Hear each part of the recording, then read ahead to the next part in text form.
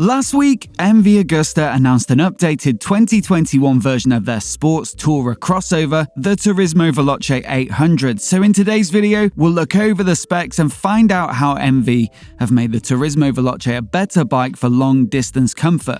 But before we get started, if you're new here and you want to see all of the latest motorcycle news right here on YouTube, then please do remember to hit subscribe. There have been a whole bunch of changes to the 110 horsepower 800cc triple that powers the Turismo Veloce, with new intake trumpets designed specifically for this model, which boost torque in the lower mid-range, which are most commonly used at road speeds. MV claim a 12% increase in torque between 3,000 and 6,000 revs, as well as new gear ratios that reduce engine speed, lowering fuel consumption and operating temperatures. On top of these changes, the Turismo Veloce gets the same updates as the other 2021 triples in MV's lineup, with reduced internal friction helping it comply with Euro 5 noise and emissions regulations. Tweaks include new tappets with a diamond-like coating treatment, new materials for the valve guides, a redesigned exhaust system, and new injectors with increased injection pressure of 4 bar, up from 3.5, which improves both fuel atomization and combustion.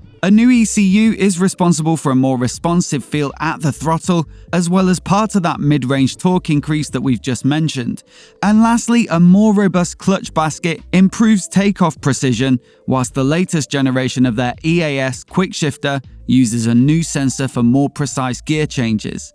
It's worth adding that there's still the SCS or Smart Clutch System versions available, which uses a recluse clutch that does the work on your behalf so that you don't need to use the clutch lever.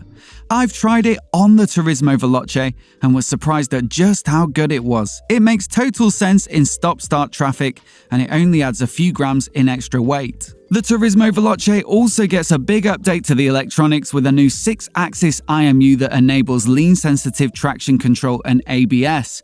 Riding modes and aids can now be managed through a 5.5-inch TFT dash as opposed to the LCD screen of the previous generation, and this also incorporates connectivity with the MV Ride app, allowing sat-nav prompts on the screen, ride recording and route sharing, and the ability to change the bike settings from your phone.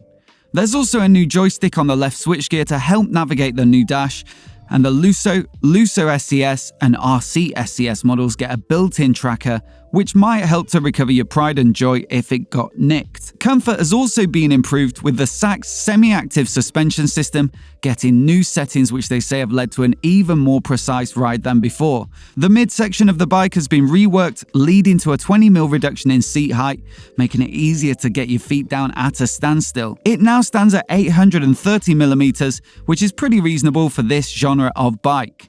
They also say that sitting lower in the bike will improve aerodynamics, reducing fatigue over long motorway stints. At the same time, they've managed to increase the thickness of the foam in the saddle and the quality of the foam as well, again improving comfort versus the previous generation, and there's a significant update to the windscreen with a much bigger surface area, being both taller and wider. It's manually adjustable to fine-tune the position and also gets a scratch-proof coating to improve durability. And last up, they say it's now being designed to take 3-piece luggage. The lineup stays pretty much the same as last year, with a Rosso version at the bottom that uses a simpler finish and does away with the semi-active suspension to keep the price down. I don't have UK prices yet, but this one starts at €15,400 on the MV website. The Lusso model is the next one up at €19,500, whilst the Smart Clutch version costs an extra €2,100 at €21,600. The range-topping RC SCS comes in a sportier finish including red on the wheels, and that one costs €23,600. So it looks like some nice tweaks across the board, and it's great to see a genuine improvement in torque as well as the fancy electronics that have been added. But as always, I'd love to know what you think of it in the comments below. Have you ever tried the Smart Clutch system? And if not, is it something you'd consider? Essentially, it offers a compromise with something like Honda's DCT, which feels fully automatic, as the SCS still requires you to shift manually through the quick shifter. You can still use the clutch should you wish, but it just takes care of moving off and coming to a stop. I liked it, but I'd love to know what you think. And if you're new here and you want to see more videos like this, hit subscribe and I'll catch you next time.